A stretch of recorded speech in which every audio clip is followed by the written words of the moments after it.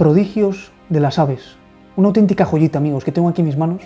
Uno de esos libros que durante tantos años hemos podido observar en una de las estanterías de nuestra propia casa y que por lo que sea no nos hemos decidido a ojear, a cogerlo, a descubrir sus páginas. Este lomo, que ya me conocía más que de sobra haberlo visto, hace escasos días se ha convertido en esta portada magnífica. Y esto me ha llevado a sumergirme en un fascinante paseo, amigos, por una de las especies más apasionantes, diría yo, que son las aves. Tantas cosas que uno aprende, tan interesantes, amigos, que están en los libros, ¿verdad? Y de la mano de José Otero Espasandín, este autor, divulgador científico, gran divulgador científico, en la Argentina en los años 40 del siglo XX, que publicó varios libros, y este precisamente fue uno de ellos, Prodigios de las aves, y ante todo un observador de la naturaleza. Y fijaos, pese a no ser un libro de filosofía, de teología, de autoayuda, este libro que es de naturaleza está repleto de numerosísimas reflexiones para nuestro día a día, de enseñanzas, que es impresionante, amigos. Esto nos puede chocar, ¿verdad? A simple vista, ¿no? En un primer contacto. ¿Por qué? Porque no estamos acostumbrados a ello. Porque hemos quizás roto con esa conexión, ¿no?, que nos unía a la naturaleza. Por este mundo digitalizado, este mundo tan absorbente que no nos deja apenas respirar el aire puro, ¿no?, de la naturaleza. Entonces, claro, como decía, por ejemplo, Albert Einstein, mira profundamente la naturaleza y comprenderás todo mejor. O Jean-Jacques Rousseau, que decía, hay un libro abierto para todas las miradas, la naturaleza. Cuando uno es consciente de ello, amigos, cuando uno aprecia realmente la naturaleza como una fuente viva de enseñanza, para su día a día, para su vida más cotidiana, para sus problemas, entonces todo cambia. Entonces, probablemente valoremos más esos tiempos, ¿no?, ese paseo por caminos que muchas veces a lo mejor no sabemos dónde van a parar, ¿no?, estrechos senderos, o esas verdes praderas, o esos animalitos correteando, no sé, experiencias que nos enriquecen y que hemos olvidado en un mundo, como digo, tan absorbente, digitalizado.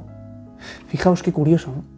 Nos creemos muchas veces que estamos avanzando en comodidad, en bienestar, en satisfacción, con todo el avance tecnológico, ¿no?, con todas las tecnologías de las que disponemos.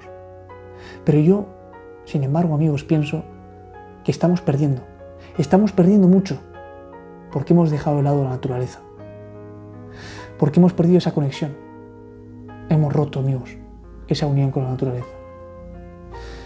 Y es una pena, ¿verdad?, porque podemos encontrar, insisto, tantas enseñanzas, como esta anécdota que os voy a contar así muy brevemente, no quiero extenderme mucho más, de José Otero Espasandín, el autor de este libro, Prodigios de las aves, que él mismo vivió en Kensington Gardens, en Londres, un día apacible, soleado, acompañado de unos amigos que contemplaban, todos ellos ensimismados, a una madre pata con sus 5 patitos en un lago. Y era un lago en el que para estos animalitos, amigos, era fácil sobrevivir. ¿Por qué? Pues muy fácil, porque ya sea de mediodía, ya sea por la mañana o por la noche, siempre había grupos de niños, de adultos incluso, que lanzaban comida al agua para alimentar a estos patitos, ¿no? Pero aún así, la madre pata quiso enseñar a sus crías a valerse por sí mismos, por si las circunstancias empeoraban, ¿no?, y se hacían difíciles. Una madre previsora. ¿Y cómo lo hizo? Pues los patos, para buscar alimento, bucean hasta el fondo, ¿no?, de las aguas, de los estanques, ¿no?, de los lagos principalmente. Y esta madre es lo que hizo. Con su ejemplo, fue enseñando a cada uno de estos patitos que al principio, lógicamente, pues estaban con miedo, ¿no?, no se atrevían. Hasta que todos pasaron la prueba menos uno.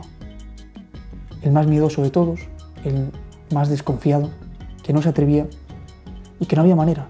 Entonces la madre, algo que llamó la atención a las personas presentes, pues empezó a darle ánimos, animarle, ¿no? Con su ejemplo, acercarse a él, el contacto con él. Y entonces finalmente, tras grandes esfuerzos, con una grandísima paciencia por parte de la madre pata, este pequeño patito, desconfiado al principio, logró sumergirse en las aguas y salió con una satisfacción brutal, hasta el punto de que volvía a repetir la operación varias veces.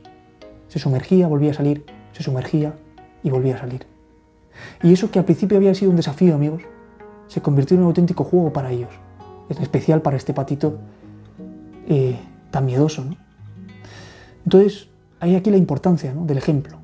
Esta enseñanza, por ejemplo, amigos, contemplando la naturaleza, una anécdota que puede ser algo simplona, pero que es muy importante, uno se da cuenta de la importancia del ejemplo.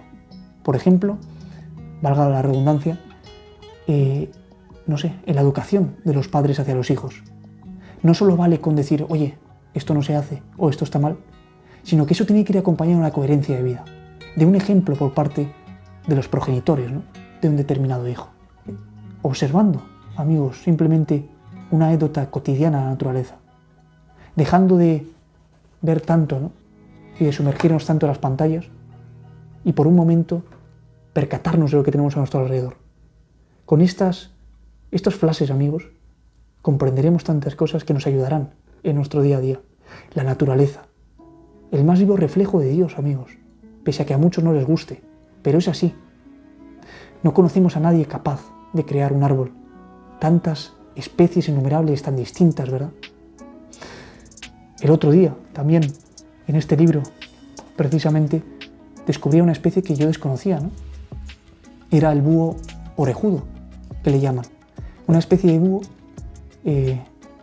pues que compone esas aves nocturnas, que están activas principalmente por la noche. Y estas aves, amigos, necesitan un oído muy desarrollado porque no ven tanto, ¿no?, por la oscuridad y se guían más por lo que recoge, ¿no?, los ruidos, el sonido. Y fijaos lo sabia que es la naturaleza, ¿no? El búho orejudo, precisamente ¿por qué? Porque se adapta mucho más a ese entorno, ¿no?, nocturno en el que vive prácticamente o desarrolla su día a día, ¿no? Entonces son cosas, curiosidades que uno, va descubriendo, y tampoco conocemos a nadie capaz de crear esas especies, de crear el mar, por ejemplo, inabarcable totalmente, ¿no? Y ya si nos vamos a la luna, a las estrellas, tantas cosas, amigos. La naturaleza, el más vivo reflejo de Dios. ¿Por qué? Porque alguien superior a nosotros, ¿verdad?, ha tenido que crear todo esto. Demasiada conciencia, si no. No cuadra, amigos. Entonces, si negamos la existencia de Dios. Entonces la naturaleza nos lleva a eso precisamente. A tener presente que no estamos aquí solos. Que hay algo más. Que para algo estamos aquí. Hasta pronto.